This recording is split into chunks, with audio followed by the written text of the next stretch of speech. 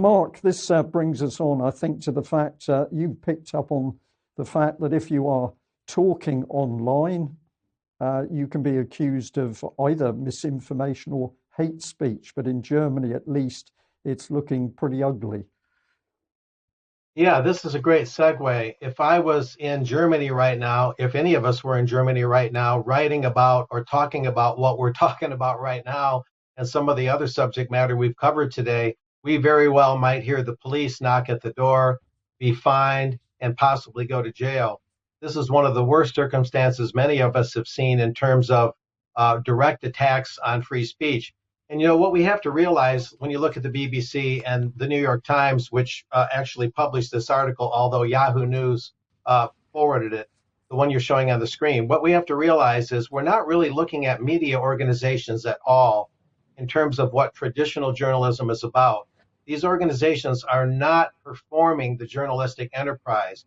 They're using information as a weapon to effect change. And in many ways, it's much more effective and dangerous and pernicious than actual military attacks. I recall that during World War I, a quick point, there was a German publisher, excuse me, a British publisher of the Daily Mail, I believe it was, and the German Navy actually attacked his estate because the publisher of the Daily Mail, leading up to World War I, when the Germans were being demonized for bayoneting Belgian children and like all that kind of stuff, the German Navy actually attacked the Daily Mail editor's estate with a naval assault of some degree because they saw him as a enemy combatant. And that's what we're looking at in the modern big elite journalism world. We're looking at stuff that really isn't journalism at all. It's meant to inflame, it's meant to instill fear, it's meant to carry out the basic process of warfare against cultures and peoples. And the New York Times running this article that you're talking about now, the most disturbing thing about it is that the Times talks about this arresting people in Germany for online hate speech. They talk about it like it's basically an acceptable thing. So it's not like the New York Times is saying, we have to respect all views. I may not agree with what he says, but I'll defend his right to say it. That's the old basic journalistic free speech principle. That's just completely out the window. The New York Times is just shy of totally approvingly talking about this matter. And Mark, the Mark, article, Mark, if I can just yeah, come in, I'll help you out here. I'll just read you, I'll read the audience a little bit of the report here because I think it's important. So this first one says, when the police pounded the door before dawn at home in northwest Germany, a bleary-eyed young man in his boxer shorts answered. The officers asked for his father, who was at work. They told him his 51-year-old father was accused of violating laws against online hate speech, insults, and misinformation. He'd shared an image on Facebook with an inflammatory statement about immigration falsely attributed to a German politician. The police then scoured the home for about 30 minutes, seizing a laptop and tablet as evidence, prosecutors said. And the second paragraph here goes on. At that exact moment in March, a similar scene was playing out at 100 other homes across Germany, part of a coordinated nationwide crackdown that continues to this day. And the report from an official federal criminal police officer said, we're making it clear that anyone who posts hate messages or misinformation, it would appear, must expect the police to be at the front door afterwards.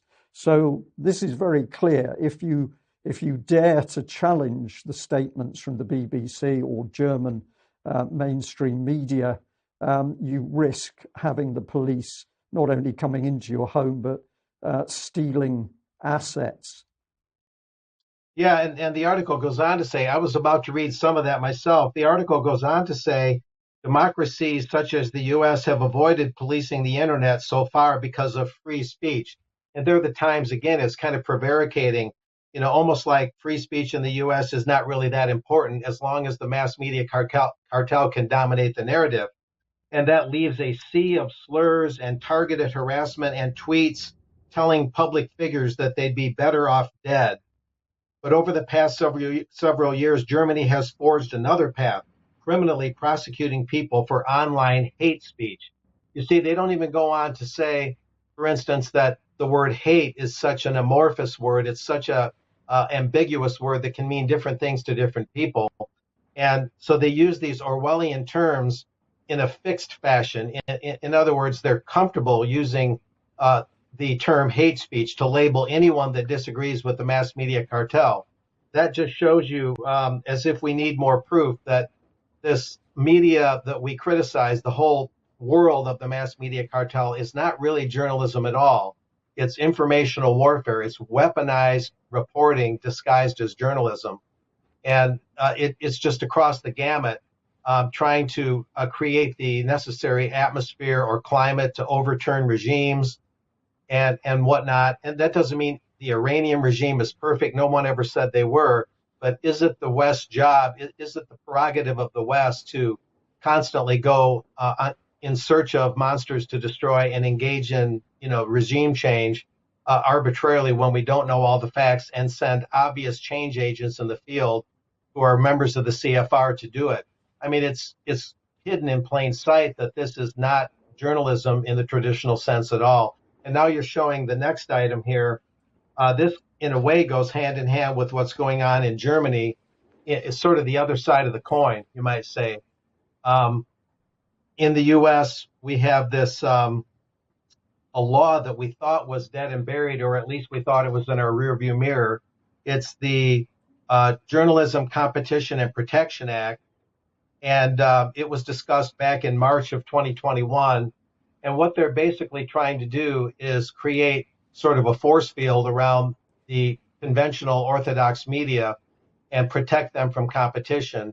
And it's under the guise of, well, big tech is not providing all the platforms, or is sometimes limiting what the big media can say. They're claiming there's this conflict between big media and big tech, but I think that's largely a foil.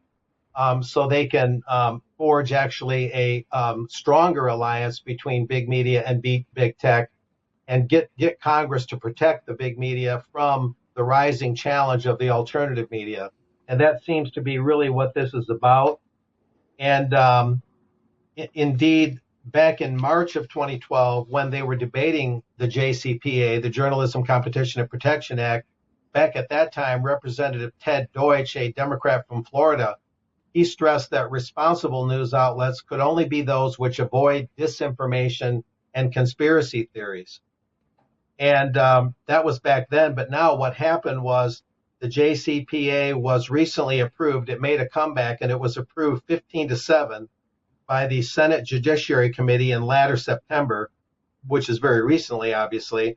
It would empower, and this is according to Breitbart, it would empower establishment media organizations, allowing them to form cartels to collude with big tech. Supporters of the bill have attempted to present it as a means to preserve local journalism. On Thursday, September 22, the bill's sponsor, Senator Amy Klobuchar, a Democrat from Minnesota, she dismissed these criticisms, contending the measure is not about content, but simply about negotiating prices. But then Senator Tom Cotton, an Arkansas Republican, he came back and warned that this bill will lead to greater censorship. While it does not allow these cartels to exclude views expressed by its content, he said, these cartels, Cotton further emphasized, are allowed to exclude based on the usual totally subjective factors such as trustworthiness, fake news, extremism, misinformation, hate speech, conspiracy, authoritativeness, etc. But as I point out in an article that's soon to be published, the media already is, the big media, the orthodox media already is, in essence, a cartel. And the concern here is that it could form a media cartel. I would argue that the media essentially already is, and they've always rallied around certain points, like globalism is inevitable and ultimately beneficial, U.S. elections could never be outright stolen, abortion is an eternal right, big pharma, the vaccines, so-called vaccines, even when there's real data showing their dangers, are safe and effective, and the world of politics has a long-term agenda and should never be seriously considered conspiratorial. These and many other things, all the major media outlets, with very few exceptions, agree on. They never, as we showed earlier with Iran, they never show both sides of the story. Instead, no matter which mass media cartel outlet you're talking about in the US, in the UK, or pretty much around the world, they all have the same narrative. So they all operate like a cartel. And the concern here is they might form a cartel, but really they're already there. Yeah. So it's a major deception going on here. Okay, Mark, thank you very much for that. Well, is